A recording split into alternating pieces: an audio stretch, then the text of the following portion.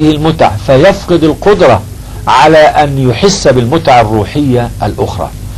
في يوم القيامة يأتي هذا وقد أصبح جهازه الإحساسي لا يشعر إلا بهذه الرمم، ولكن عندما تنكشف له هذه الأمور تصبح هذه المتعة بالنسبة له جحيما، لأنه سيجد فيها نفسه كيف أصبحت مثل هذه الحيوانات الرمامة التي تأكل هذه الرمم، فيصبح ما كان يتمتع به في الدنيا سببا، وهو يستمر فيه، سببا في عذابه في الآخرة. يقول الله تعالى له: أنت كنت تحب هذه المتع وكنت تخالفني لأنك تريدها، استمر فيها. كان يتمتع بها، ولكن في الآخرة لن يتمتع بها، لأن ستنكشف له هذه الأمور ويتعذب منها عذابا شديدا.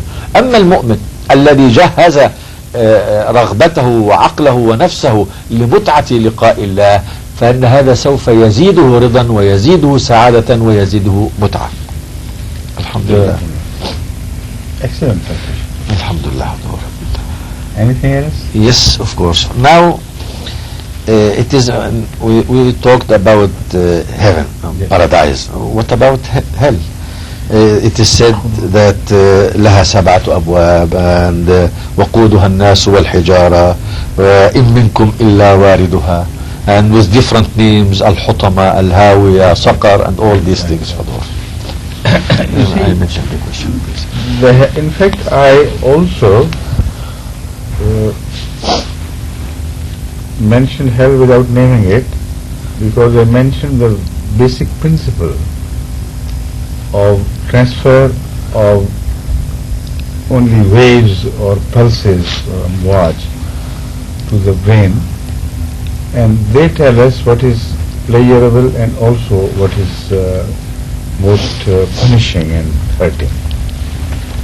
And sometimes the same thing can be pleasurable for one and punishing for the other. That is why in English they say one man's poison is another man's meat. Right? So one man's meat is another man's poison, either way it could be. So that is why we decide here. There the food will not change, it will be the same. Let's imagine one situation. And that if the source of pleasure is one, and it is poison for us while we have trained ourselves in a way that it is poisonous for us, then it will not provide us any pleasure at all. You know, things which sometimes you taste and throw out, it is so punishing. An animal goes and picks it up and enjoys. So that is one way of thinking. I mean, this is just a projection of possible, projection into the possible things, and I'm going to develop it further. Now, one thing remember, they will be those who are hell-bound. They will not be provided anything for which they had developed taste here, because that would be forbidden in the hereafter. All the false things to which they were attached will be removed from them. That is one form of hell. If you desire something, if you get it, this is heaven. If you do not get it, the counter is hell in fact. If you are deprived of everything you love, everything you want, this is the greatest punishment that can happen to you. But also remember, in this world we know that some follies of ours, some desires unfulfilled, take a form of fire. And that fire which you feel here actually is mentioned as fire. I can quote one example of a man who was at that time, now there are so many rich people in Pakistan. There were just a few, and he was among the most, the richest person in Pakistan. He met an Ahmadi in a party. I never met him myself, but he met an Ahmadi who also was a businessman of some order, and they were blood relations as well. This man was Ahmadi, he was not an Ahmadi. So in a grand party he had thrown where more than 1,000 people were invited, all the big people, everybody who was worth everything in Pakistan. He attended his party. And he went to say, congratulations, you have done a great thing and you must be very happy. Suddenly he said, happy? What do you mean happy? He opened his buttons like this. If you could peek in, there is raging fire. I'm the most unhappy man on earth. He was the richest. So, these were the very words he described his feeling here. So because these feeling of punishment which man sometimes receives here in this earth is described as fire. You see a cancer patient dying sometimes, he describes what is the suffering. It's a burning fire. Well, there is no fire. So if these feelings are exaggerated out of all proportion in the life to come, then like the pleasure will be exaggerated and it will be could not be compared with the pleasures here.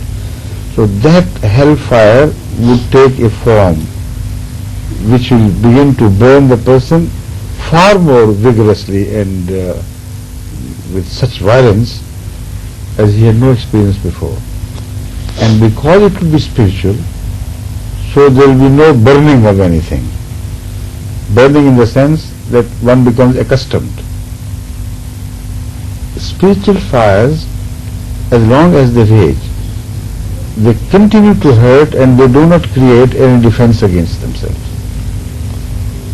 If you remember any moment in your life where you made a mistake and you began to suffer, until God made you, forget things because of the healing time and this and that,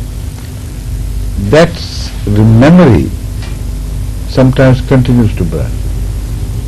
And if it's a really big loss, you will see women who have lost their children, loved ones, they continues to pine away and they can never forget. For years and years. Yes. So this is the meaning of Juludun. If something happens temporarily, people come and apparently, a scar is created, but then the same thing is happening. Now, same thing happens again and again and again. I quote you a real example from the history of Britain. It is said, in those days, people of Scotland who tried to,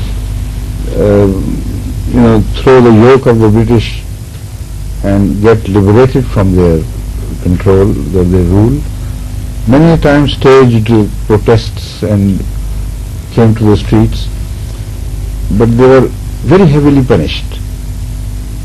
And sometimes they were turned out of the country, packed in some ships and sent to Australia. Now, Australia, as we know today, is a big country, as a continent. It is mostly made of the criminals who were sent from England to occupy an island that far, never to return here. You see, that was the philosophy of this. In how little the people of that time